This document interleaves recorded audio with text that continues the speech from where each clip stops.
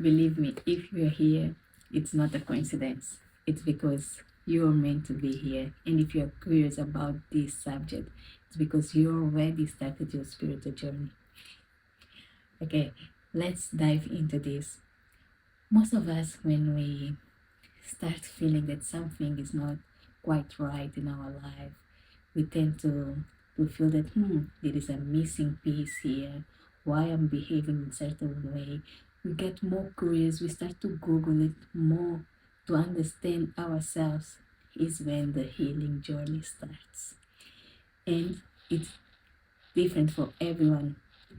There is people that they need to go to the bottom line of their lives to realize that there is something more important just to chase money, chase success, chase um, anything, or even just doing things that you don't like just to please others. Is when you realize that I'm done with this. There is something more in life than just that.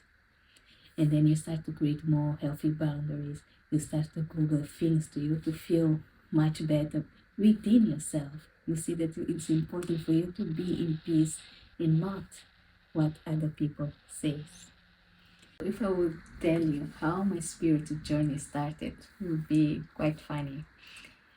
I just wanted to get a nice body, and I was crazy about gym. I was so into perfection, into my body, how the people will see me. I didn't see that I had problems as well to accept myself the way I was. And going to all of these gym things, YouTube channels to do some yogas, asanas, and etc. I started to like the poses that I was doing and was like, wow, I can do this. Wow, this is exciting. I was trying a new one. And then I had this Instagram that I was just showing my poses in my journey on yoga. That was nice for me to see that the progress I was having, but at the same time, I was looking for validation from people. I wanted to do these nice poses, asanas, etc., just to show to the world that I can do that.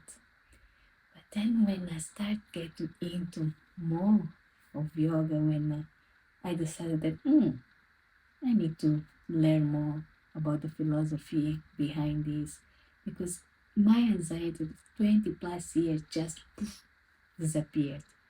And that pain in my stomach that I would feel every day, just getting anxious to do a phone call, to ask for food because I'm introverted and shy. So, two things in one. I realized that something is wrong here, and that I needed to be all the time out drinking alcohol to feel well within myself, to be a bit more open to talk to people. I realized that there is a problem here. So I think everyone starts from somewhere, starts to realize that there is a missing piece here that I need to find out what it is. And I found on yoga was the first step into my spiritual journey. And as I was saying, I was doing this all yoga poses, all of these things. And as I said, okay, I need to learn more about this. I bought this cheap course on Udemy and it was a bit meh. I learned a little bit, but my soul was asking for more, like it wasn't enough. And I wanted to learn for myself. I didn't want to teach at all. And I decided to go to India just to see that a little thing made me move forward in a dimension that I wouldn't think about it. Even now, when I think about those times, I don't know how I came to my mind that no, I need to go to India.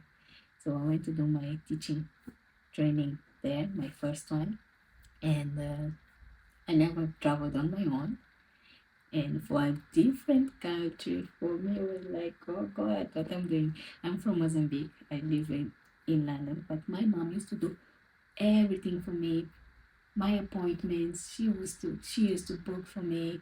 And when I moved to London, I moved with my friend that is a cousin as well, so it was much easier to ask her to talk for me, and I didn't speak any English, so I was all the time there, the introverted, shy, re- relying on other people. And going to India was a big thing for me. I don't even know where I found this strength to go. So being in a different country, different culture on my own, and I was scared. I'm telling you, I was scared, even just to go and buy a few things that I needed for me in the shop close by where I was staying. I needed to ask my colleagues to go. But I realized that all this thing was a progress in my self development. I started with yoga, started to give me courage to do asanas, crazy things that I would be scared of hurting myself. But I was doing gradually, learning the pose, etc. And started to change the way I see life outside me. Started to find love inside me. Started to find this happiness that I was trying to find in a distance. And with yoga, I started to realize that I have this love inside me. I have this strength inside me that I was looking outside. And in India, this I will leave for another video. How was my experience? First time in India as an introvert and traveling on my own. This will be a really good video, so stay tuned. So this to tell you, in India, the experience was amazing. I stayed a month there. I started for the first time to feel the energies in my body. I was like, oh, these. I was asking my teachers, and the tears that would come sometimes during the asanas and the meditations. I was like, what is wrong with me? But then they said, all the trapped emotions that is in your body, you are releasing that. I was sneezing, farting, and now I see how much I was holding on to these emotions that I didn't know they were all stored in my body. So this video is just to give you a few tips on how you can start your healing journey or to continue with what you're already doing. There is nothing right or wrong. It's what you believe in, okay? So start slowly, try this, try that, and you will see what your soul will guide you to do it. For example, with me was yoga that and then pushed me for energy healing, sound bath, theta healing, all these little things. And I tried so many holistic therapies, and I just use them whenever I feel the need to use one of them. And most importantly, work every day on yourself.